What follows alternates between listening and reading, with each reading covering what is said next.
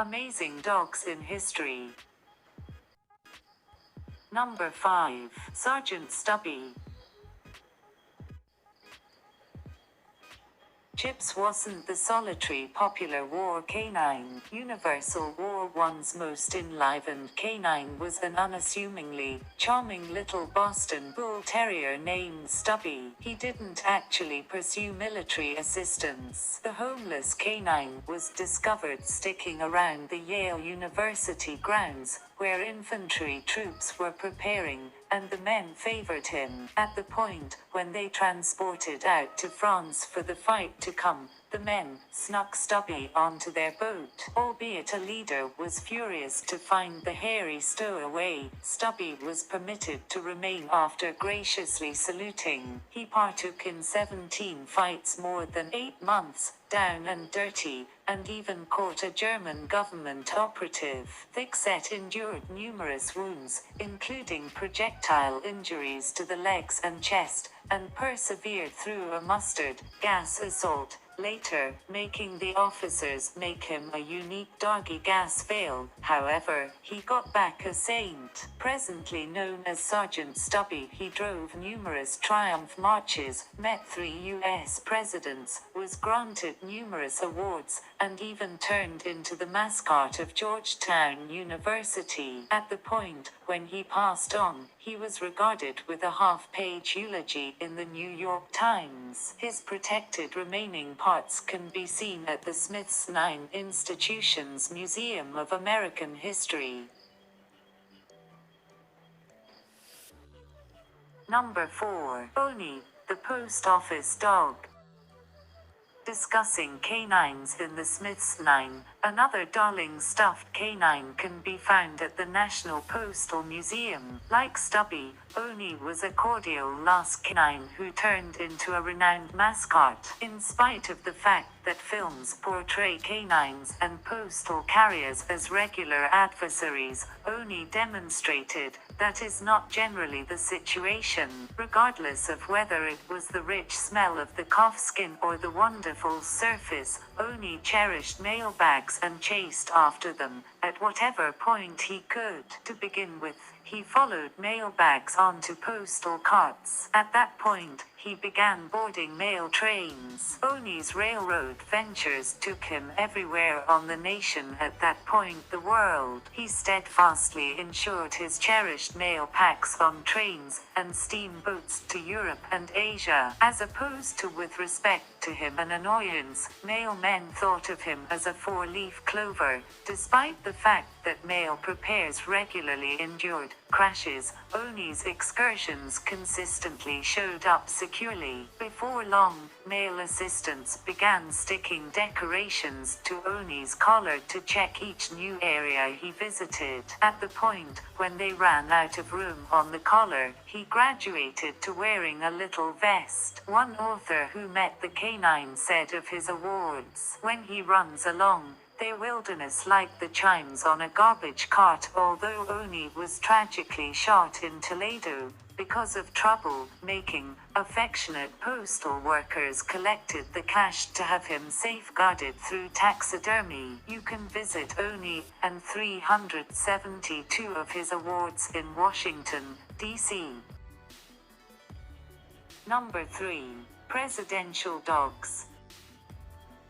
Despite the fact that the Smithsonian shows 2 stunning canines, the most acclaimed canines in DC are consistently the individuals who live at the White House. Of the 45 U.S. presidents, 30 have kept canines, from George Washington's 50-plus chasing canines to Barack Obama's Portuguese water dogs, Sonny and Bo. Warren G. Harding's Airedale, Ladyboy, turned into the primary presidential canine to pick up superstar status. Harding might not have been an incredible president, however. Apparently, Ladyboy was a generally excellent kid. He sat in his own extraordinary seat during bureau gatherings, papers distributed interviews with him, and neighborhood canines were welcomed to his birthday celebrations on the White House grounds. Laddie Boy's bond with the president was near the point that he apparently yelled for 3 days in a row prior to Harding's demise. Franklin Delano, Roosevelt's soft Scottish Terrier, Fuller, has been deified as a sculpture at the FDR Memorial. With respect to Theodore Roosevelt, his bull terrier, Pete, when broadly pursued a French envoy up a tree. One of the most well-known official canines, Checkers Nixon,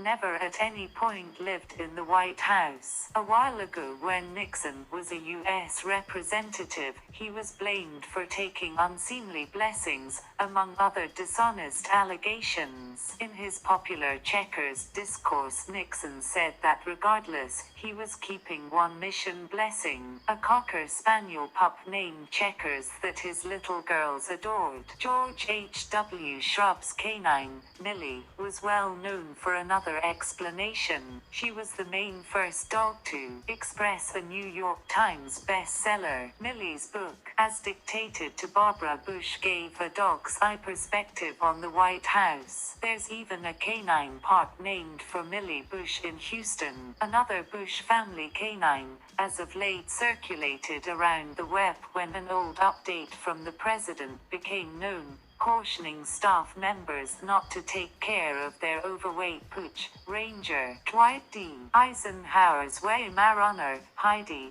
additionally showed up in a new issue of Cobblestone magazine. Number 2. Chips, the War Dog.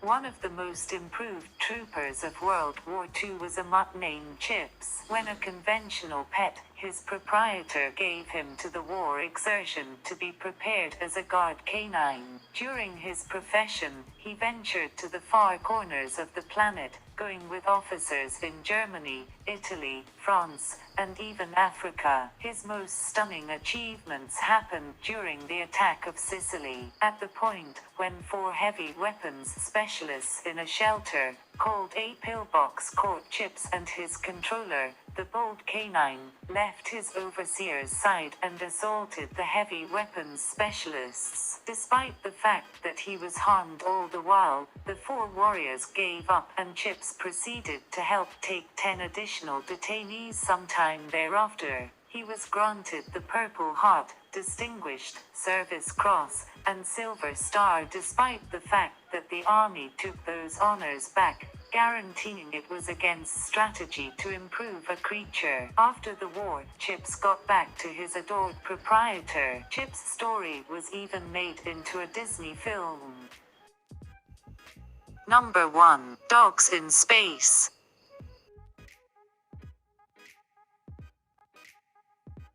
We would all be able to name celebrated human space travelers, yet did you realize that more than 20 canines have been to space? During the space race of the 1950s and 60s, researchers from the Soviet Union utilized canines as guinea pigs to pioneer space travel. The principal pooches to leave the Earth were Tsigan and Desik in 1951. This excursion, which got back securely, was what we call a suborbital flight. That implies that despite the fact that it went into space, it didn't enter circle, yet remained at the fringe of the air. Entering circle was much trickier. The celebrated Cosmoda Glyka entered circle on the Sputnik 2 mission in 1957. Unfortunately, she didn't endure the mission, and she wasn't required to. She was just given enough oxygen for 9 days, and likely didn't make it that long because of outrageous warmth. In spite of the fact that she never requested to be a saint, Laika has been respected with stamps, a sculpture, gallery shows, and substantially more. What's more, two different canines, Belka and Strelka, later made a victorious get-back from an orbital experience. President John F. Kennedy even gotten one of Strelka's young doggies as a blessing. Read more about official canines later. Strelka's incredible extraordinary grand puppies are as yet alive today. The space canines demonstrated that people could surely get by in space. Well, that is one cool stunt that even the best prepared canines can't do. An article about animal astronauts, including Laika, Bolka, and Strelka, appeared in the Bodies in Space issue of Muse magazine earlier this year.